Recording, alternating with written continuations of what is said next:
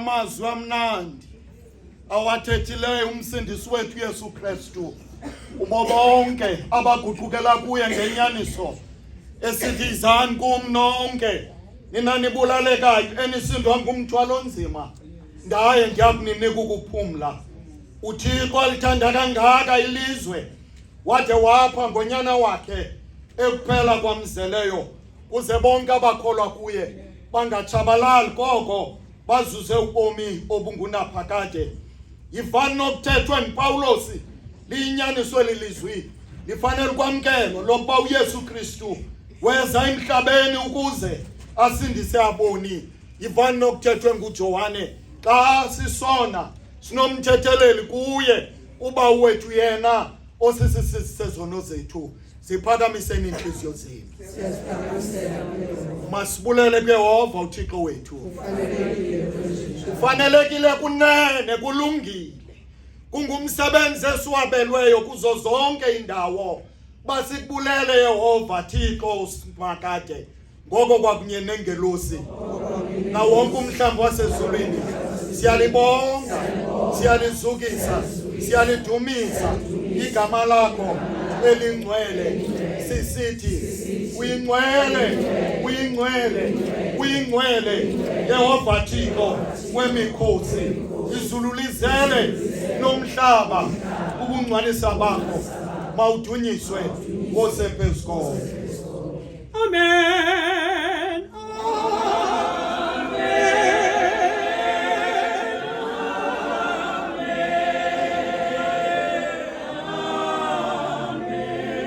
Siyakuthandaza khulula abantu bakho eziphosweni zabo.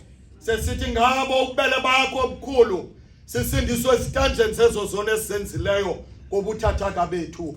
Uze wenze oku bawethu wasezulwini ngenxa yakhe uYesu Kristu inkosi yethu nomsindisi wethu odumisekayo. Bawethu wasezulwini baliphathwe